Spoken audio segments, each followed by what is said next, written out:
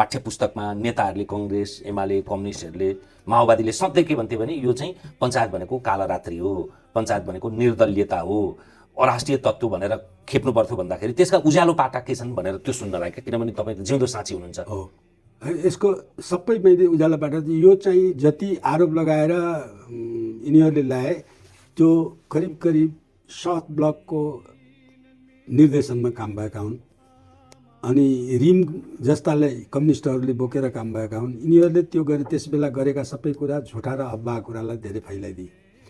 अब त्यसको एउटै उदाहरण चाहिँ बडा महारानीको स्विस ब्याङ्कमा चाहिँ यति पैसा पम्फादेवी नाममा, पम्फादेवीको नाममा यति पैसा छ, जुन पैसा बाँड्यो भने हरेक घरले 3-4 लाख रुपियाँ नगद पाउँछ, हरेक घरले एउटा नयाँ बङ्गलो बनाउनु पुग्छ भनेर जुन प्रचार गरेर विश्वास दिलाए, त्यो विश्वास जस्तै जम्मै सूत्र यिनीहरूले त्यस बेला लगाएको जम्मै सूत्रका धार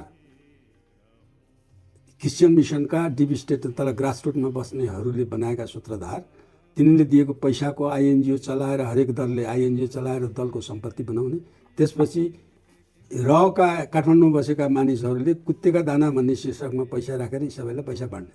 कुलले कति पैसा, मैले चाहिँ रहको चलखेल किताब खेल्दाखेरि त मैले इन्डियन एम्बेसीबाट कसले कतिवटा पैसा लाग्यो फोटोकपी लिएछु मैले। तपाईँको पुस्तकमा छ नि त्यो?